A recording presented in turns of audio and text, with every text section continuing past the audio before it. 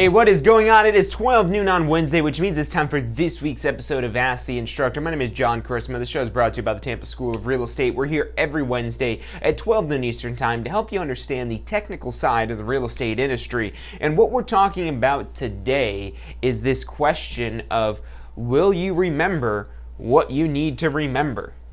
And obviously today we're talking about the context of the real estate exam and the pre-licensing course that you take that teaches you the information that you need to know to pass your both end of course and state exam.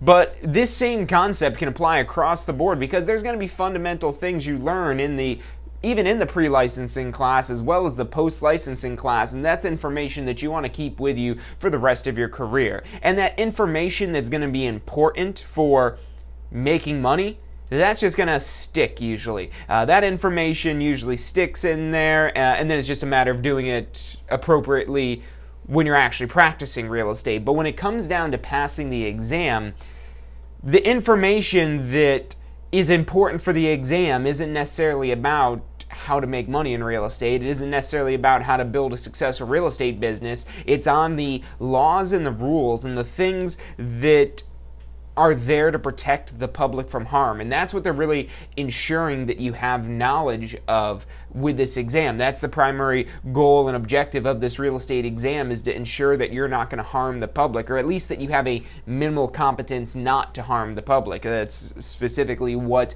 they say the whole purpose behind this exam is, again, having a minimal competence so that you don't harm the public.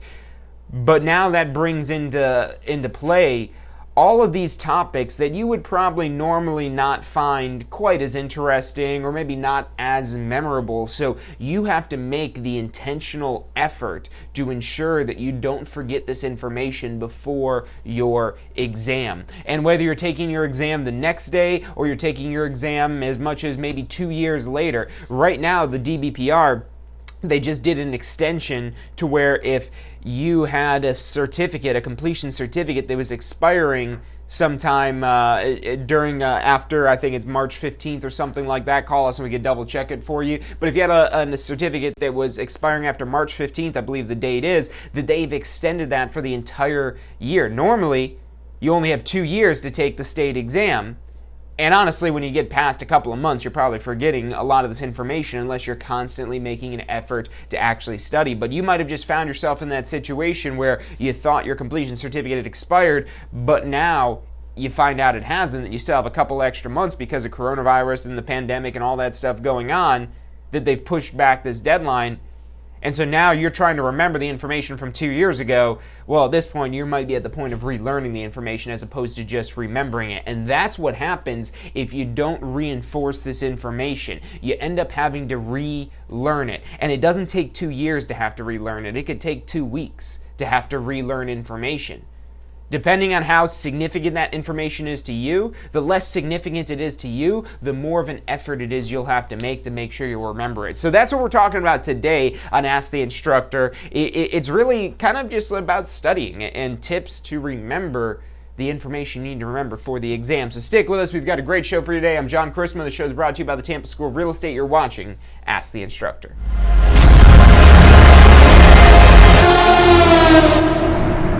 You are watching Ask the Instructor. Absorb the knowledge. Become the expert.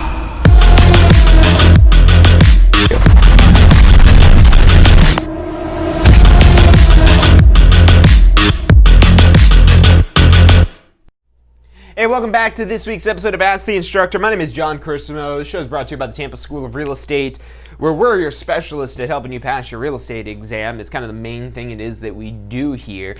And it doesn't just happen by chance. It doesn't just happen by luck. It happens by intentional effort with a specific set of guidelines we lay out called our Pass First Try strategy. And you can find more details about that at passfirsttry.com. But anyways, so this Pass First Try strategy. Step number 1 is learn the information. Learn the information. Learn the information that the Florida Real Estate Commission deems important for protecting the public. which is what's taught in your pre-licensing class for the most part. So that's step one, but that's not the end. Too many people treat this as the end-all be-all. You taking a class is not going to guarantee you pass an exam. You taking a class is simply just you taking a class. It doesn't even necessarily even mean that you've learned anything. It just means that you physically had went through the curriculum, but maybe it still made no sense to you. And that's where our pass first try strategy comes into play. Our pass first try strategy goes beyond the just learning the information, because again, you sit through the class, that usually checks that box of learn the information, but then it comes down to, well, did you really learn it? And then that brings up the question as the learner of, well, did I really learn it? Well, what are you talking about? Are you talking about this? Are you talking about that? Are you talking about this? So the next step is really about, first and foremost, prioritization. And then secondly, making sure that you're making those things that are a priority memories, that you're reinforcing them. And so step two in our pass first try strategy is to reinforce along the way.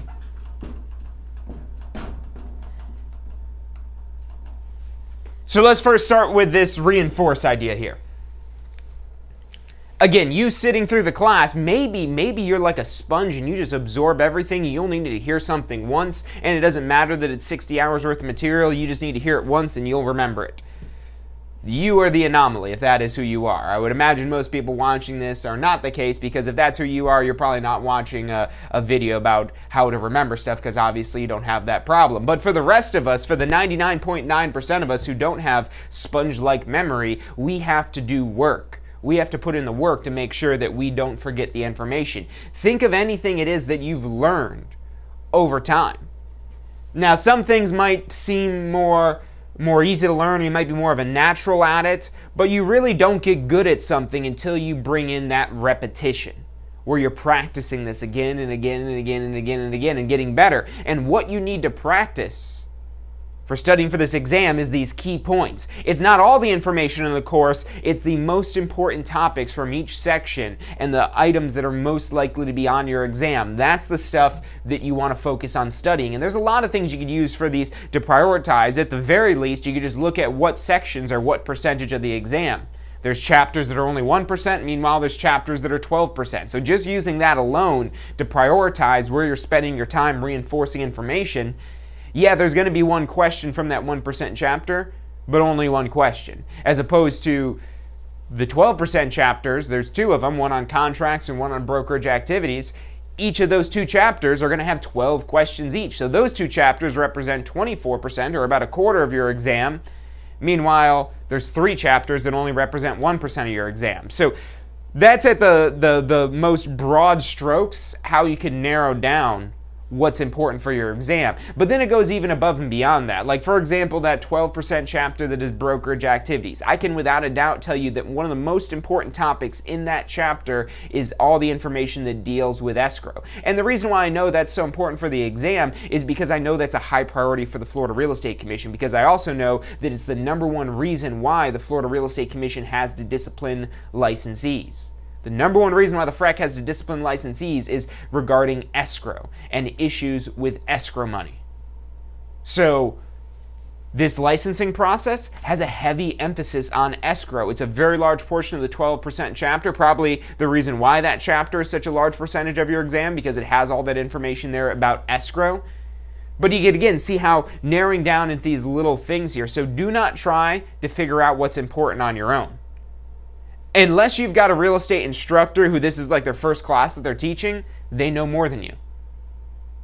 At least more about the course and the information that you need to pass your exam. You might be more knowledgeable overall, you might be more intelligent overall, but if your real estate instructor has ever taught a real estate class before, they probably know at least a little bit more about what you need to know to pass the exam than you. And if it's a good instructor, they know significantly a lot more than what you would know. And that's why else would you go to somebody who doesn't know what they're talking about? So that's what you want. You want somebody who has greater knowledge, at least in this field, in this topic, in this subject. Again, you might be more knowledgeable otherwise, but that doesn't matter when it comes time to the real estate exam. The real estate exam doesn't care about what you know about your current job or a past job. They care about what you know about real estate laws. They don't care about what you know about your house that you've bought before on your own. They care about the real estate laws that are there to protect the public. And that's the stuff that you want to reinforce. This Pass First Try strategy, we've got recommended study tools for each one of these different steps here. We've got our MP Throughout a Review that we recommend for this. If you're looking for a nice 5-hour summary of the most important key points of the course, that's our MP Throughout a Review, a really great tool for reinforcing the information. If you're taking our pre-licensing class, that's also your flashcards, the highlighted sections we give you in your book, anything in the book that it's doing to emphasize certain topics. Anything where there's emphasis, it's usually being emphasized because it's an important point that you want to remember. You don't need to remember everything in your pre-licensing course, but certain things you want to know really well. And that's the stuff that you want to reinforce. And this Pass First Try process, it's like a self-assessment. We're not here to grade how well you went through our Pass First Try strategy. No, the state will do that with your exam score. They're the ones who grade how well it is that you've studied for the exam. So, again, we're not here to say, oh, well, you didn't listen to the MP3 enough times, so that's why you didn't pass. We're not the ones that are going to be saying that to you. That's you. But not after you don't pass the exam. You want to find out before. That's the whole purpose of studying.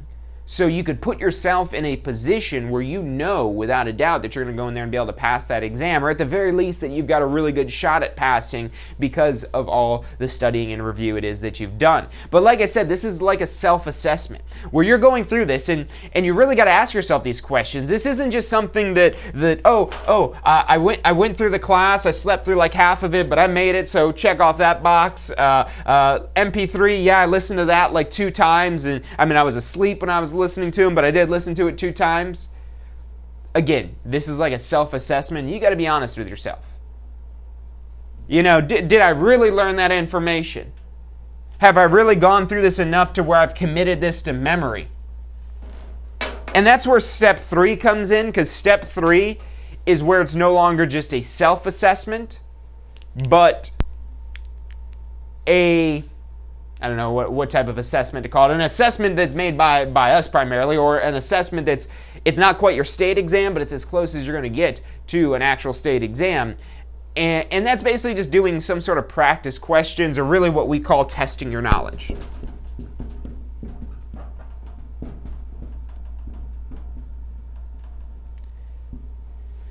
So now, why is it important to test your knowledge? Now, like I said, this Pass First Try strategy is like a self-assessment. And this test your knowledge portion of this here, where you're using practice questions to see if you're going to get this right or get this wrong, you're testing your knowledge to see if you need to backtrack. Like I said, this is a self-assessment, and depending on how much you've been studying, how long it's been since you've taken the course, how well you absorbed that information when you went through the course, maybe even if you've got experience that pertains to this, that actually is experience that does benefit you for the real estate exam. Usually real-world experience doesn't benefit you, just confuses you more, but occasionally there might be real-world experience that does, put you in a better situation. So again, there's no one-size-fits-all. It's not, if you listen to the MP3 7 times, then you're going to pass your exam. No, that is not the case. Again, this is based on, we're all a little bit different. Some of us maybe learn a little bit faster than others. Some of us maybe are a little bit more confident in ourselves than others. Some of us might have more test anxiety than others. So there's so many different factors that the more factors you have working against you, the more it is that you need to put in the extra effort to combat those opposing forces that you have that are, again, dragging you down and accomplishing this mission of passing your real estate exam. So testing your knowledge. Again, this is basically just doing practice questions to see if you know what you need to know. And not really just that, but also can you apply the simple key concepts that you're studying and reinforcing. That's if you listen to our MP Throughout a Review, it doesn't go into a lot of detail, because it's not designed to learn the information, to teach you the information. It's designed to reinforce the information that's important. Your pre-licensing course is what's there for you to learn the information. Then the MP3, that's probably our best tool to reinforce this information. And then what we recommend for testing your knowledge is our question simulator. It's a bank of hundreds of test questions structured just like the state exam. We've even had a bunch of students, we don't claim that this is the state exam, it's not the state exam, we don't claim that our questions are similar, but our students have told us that our questions on our question simulator are similar. They're constantly changing that exam bank, though, so keep that in mind. There's thousands of questions they pull from, so you might not see a single question even similar or remotely close, but the structure is going to be very similar. And not just the A, B, C, D multiple choice, but the types of wording they might use in a question, or the way they might jumble words around it. There's a little bit of this step here that's not just you testing yourself, but you getting comfortable with practice questions. That's also part of this step as well, because these practice questions, again, if they're designed just like the state exam questions or even the end of course exam questions, they can be a little tricky. And usually the one thing that's going to fix that and help you with this is just reading them carefully. If you read them carefully and slowly, and other little tricks like if it's a longer paragraph, maybe looking for what they're asking first, then going back and rereading it, making little notes on your scratch paper, all kinds of things where if you feel like you're not a great test taker, or even if you might feel like you're a great test taker, but you feel like your test taking skills can be improved, we've got another course that's part of our Pass First Try bundle called The Secrets of the Real Estate Exam, and it's all about the test strategies that you could implement that aren't going to take you from 0 to 75%, but they might take you from like a 72 or 73 to over 75%. And 75% is that magic number you need to pass. And it might just be a little bit of test strategy you need to squeeze out a couple extra points. Test strategy is definitely secondary to knowing the information, but like I said, when you start to practice with these test questions, you start to understand and realize how you've got to read through these carefully, and you've got to implement certain little tactics to make the exam question not get in the way of you passing the exam. And like I said, the biggest thing probably with that is just reading slowly and carefully, maybe looking for that answer at the end. There's other little tricks and things like that we have in that Secrets of the Exam. It's actually about a 2-hour course that just goes through how to approach not just studying for this exam, but actually taking this exam and really kind of going over the whole mindset and philosophy and everything of the test makers and how they set that all up. But just doing the practice questions, you'll get a feel for how these questions are structured and worded, and how it takes a simple key point. Something along the lines of, like, for example, if you already took the course, you might remember from Unit 8 in the property rights section where we're talking about concurrent ownership. And one of the forms of concurrent ownership is a tenancy in common. And a tenancy in common does not have right of survivorship, which means when you die, your property will go to your heirs. That's the key point that you would try to memorize. That tenancy in common has no right of survivorship, meaning when you die, the property goes to your heirs, whether that's through your will, descent, or otherwise. Now, a test question, less than 10% of the questions on your exam are going to be just simple recall, where you're just having to recall information. And a simple recall type of exam question would be something like, what type of concurrent ownership has no right of survivorship? And the answer would be tenancy in common. And that would be a relatively easy question to answer if you remember that key point that tenancy in common does not have right of survivorship. And that means that the property goes to your heirs when you die. But a real test question usually isn't going to be that simple and direct. A real test question might be something more along the lines of Joe, Jim, and Mary own a property together. Jim died, and when Jim died, the property transferred to Jim's heirs. What type of concurrent ownership did Jim hold? So now you can see where they're really kind of dancing around what they're really trying to ask you. And I would say that's the part about the test questions that is where the test is being hard, for lack of a better term. And it's not necessarily that they're trying to be hard. They're trying to see if you could apply the information. They don't want just a bunch of people that could just repeat the phrase of, oh, tenancy in common means no right of survivorship.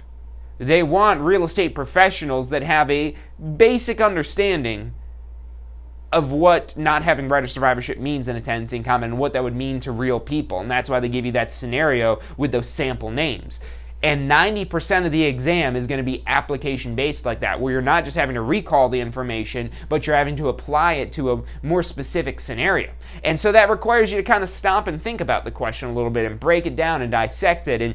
And like I said, working with the practice questions, you'll be able to practice that. And again, if you want some structure of how to do that, that's our Secrets of the Exam course. We'll walk you through all the test strategies we know of that could help you on this exam. But most importantly, what this test your knowledge is for is to find out what you still need to reinforce. Like I said, this is like a self-assessment, and you're assessing yourself to figure out where you're at in this process. The last step in the process is to be confident and prepared.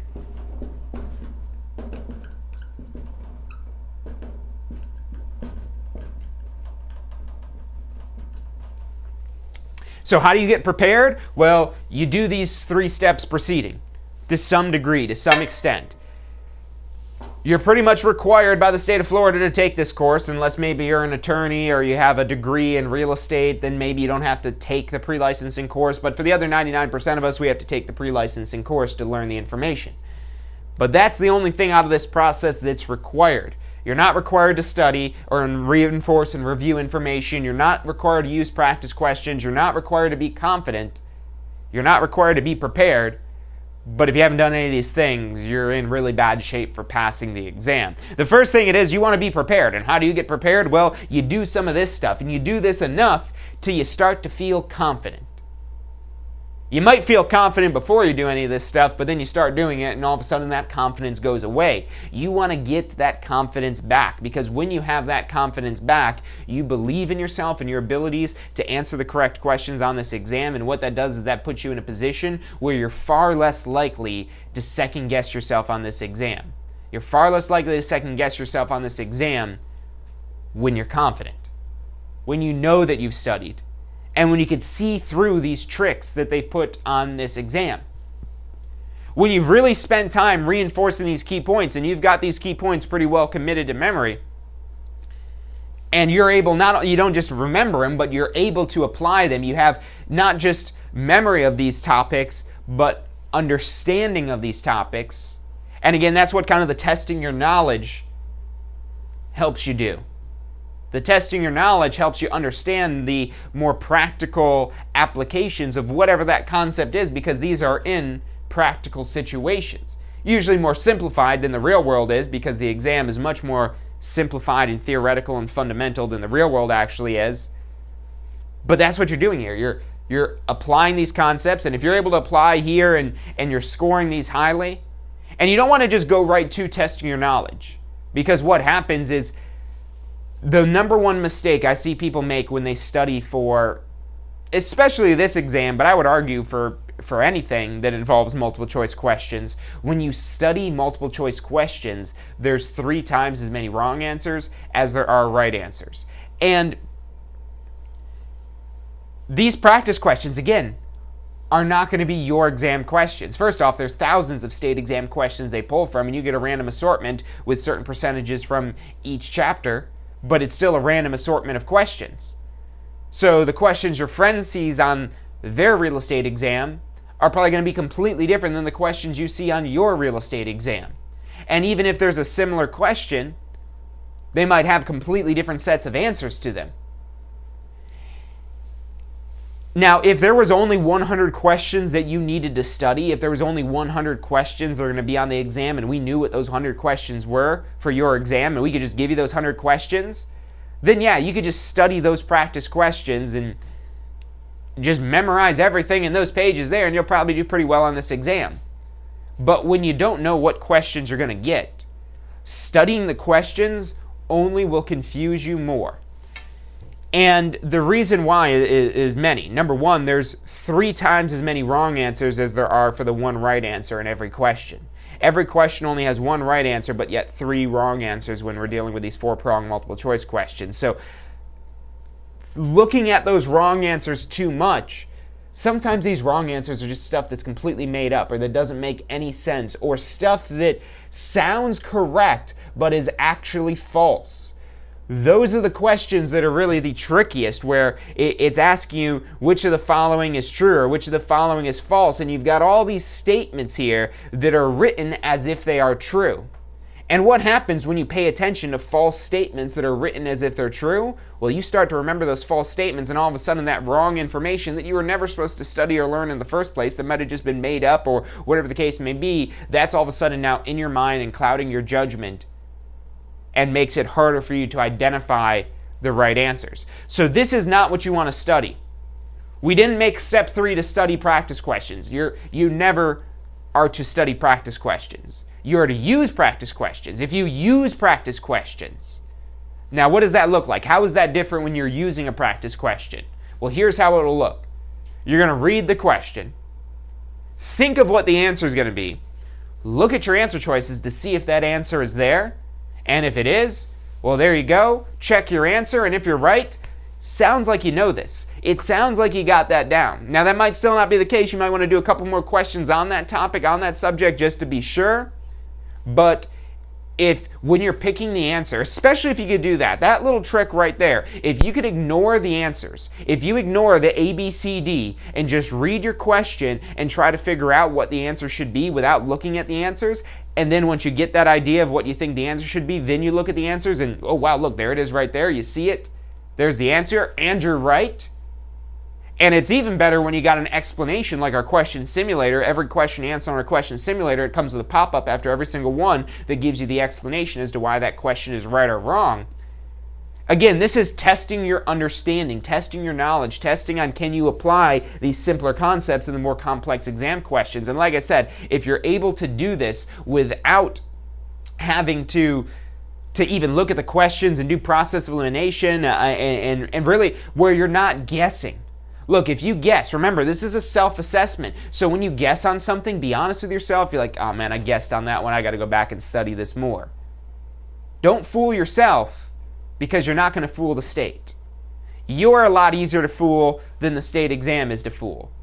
So don't fool yourself because the state's going to call you out on that exam if you've been fooling yourself as you're studying this. So again, use these practice questions after you've done some studying to find out, okay, can I close that chapter up?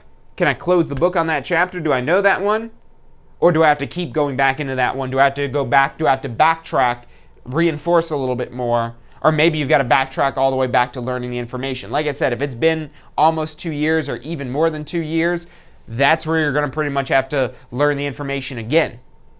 Right now, it's a little longer than 2 years because of the whole coronavirus thing. If you had a certificate that was supposed to expire after March of this year, it gets extended out to December 31st as of right now. But otherwise, you only have 2 years that you have to go take that exam. But even if you let 2 weeks go by, you'll end up forgetting this information. Do not forget this information. This is your recipe for success. But, and I don't like calling it a recipe. Because a recipe, you just do what the recipe says and it should turn out exactly like it is. There's no recipe. It's like, oh, well, if you don't remember this, just throw an extra egg in there. No, but that's what this is. It's really a framework more than a recipe. It's a framework for you to self-assess where you're at in this process. If you're down here, well, you're probably pretty ready for the exam. Whereas if you grade yourself more kind of up in this range, they're like, yeah, I still need to learn it a little bit more. I've been reinforcing, but it's not making sense, so maybe I need to backtrack to here. Or maybe I'm just overthinking it and I need to try some practice questions to see if I really am overthinking it. Or maybe I do need to go back and study more. Again, this process is designed to help get you to this point. It's going to be different for everybody of how much and how long it takes to get you to this point of being confident and prepared. But you can get there. And again, the more opposing forces you have keeping you away from being confident and prepared for this exam, you just have to work a little bit harder. If you've ever caught yourself saying you're not a good test taker, you just need to work a little harder. Go do that Secrets of the Exam course. Go through that. That's going to help give you some good information to help make you a better test taker. At least specifically for this exam. It's not guaranteed to make you a better test taker for all exams, but for the real estate exam, there's a lot of specific things we have in there about the real estate exam that could help you out. If you catch yourself saying, I don't know this, well, put in the work to know it. If you don't understand something, put in the work to understand it. Again, there's all of these forces, and you saying that you don't understand something or this doesn't make sense, if all you're doing is just voicing that concern, then you're not really solving the problem. You're just venting. Venting is not creating solutions. And look, it's okay sometimes we get frustrated to say these things like, oh, I don't know this, I'm not a good test taker. And that's okay because this helps you identify, well, these are the problems I need to fix. You're verbalizing your own problems right now, so you know what those problems are. Now you just need to take steps to implement a solution that's going to solve those problems for you. Again, whether that's not being a good test taker, maybe take secrets of the exam, maybe you're not confident in this material. Well, go do these practice questions. Try the practice questions, see how you're feeling then. We also have, for this final step here, we recommend, if you still want something to help you make you feel more confident and prepared, we have a recording, an on-demand recording of our weekend prep class. We're not doing any of the weekend prep classes currently because of the pandemic, but we do have an on-demand recording available that you could access 24/7, go through as many times as you need to within the 6-month time frame, and really build up that confidence. And if you find yourself in this situation of having to relearn the information, maybe you don't necessarily need to go back and take the class again.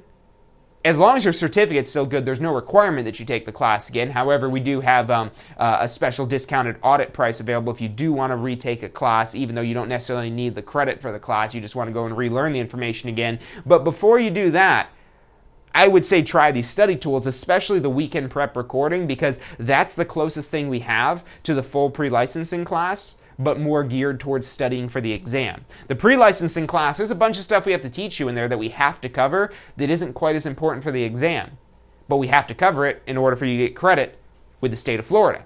Whereas our study tools, there's no requirements we have to follow with our study tools. We simply make the best study tools that we think are best at helping you prepare for your exam.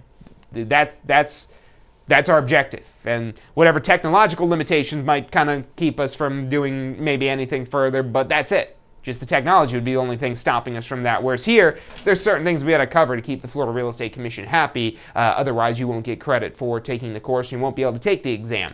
But all these study tools we've got at passfirsttry.com, all of those, again, the primary objective of them is to get you prepared, confident, and prepared for your exam.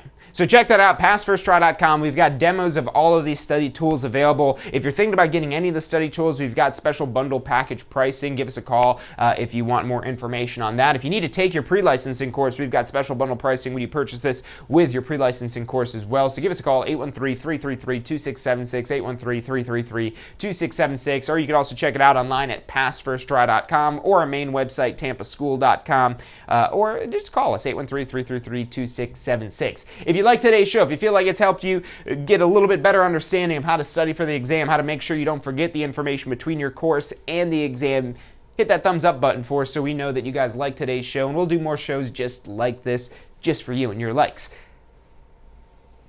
But if you really like today's show and you don't want to miss out on any of the great free information we have, make sure you hit the bell icon, ring that little bell, because then you'll get notifications whenever we go live. So that's all the time we've got for today. If you need help passing your exam, call us, 813-333-2676. If you need help starting your real estate business, tune in on Friday for State of Real Estate. We'll be here masterminding about how to grow your real estate business. That's our live stream on Fridays. But that's all the time we've got here for today on Ask the Instructor this Wednesday. Thank you guys for tuning in, and I'll see you on Friday. Hey, so if you're thinking about starting a real estate career, it could feel a little overwhelming sometimes. Look, that's completely understandable. That's why we're here to help. If you haven't already, check out our Success Center, tampaschool.com/success, or if you don't even know where to begin, give us a call. We'd love to help you out. We've got advisors standing by to answer any questions you have and assist you in any way it is that we can. Our phone number is 813-928-0106. Again, that's 813-928-0106. Give us a call. We're the Tampa School of Real Estate. Do you want a career that allows you to be in control? With a career in real estate, you'll get to call the shots. Whether you're looking at starting part-time or want to become the next top agent, a career in real estate makes it possible. Find out what it takes at tampaschool.com. Do you want to incorporate studying for your real estate exams into your busy schedule?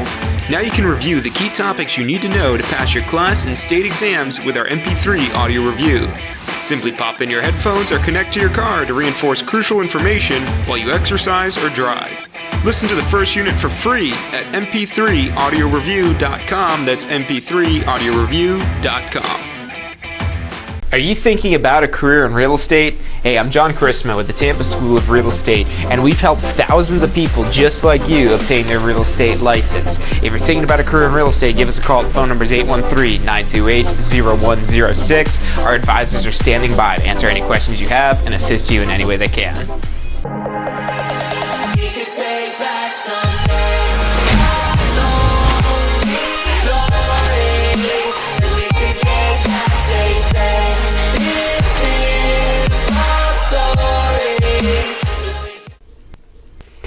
If you're enjoying the show today, which I'm sure you are, be sure to hit like, subscribe, post your comments, share with your friends and family. Thank you guys so much for watching.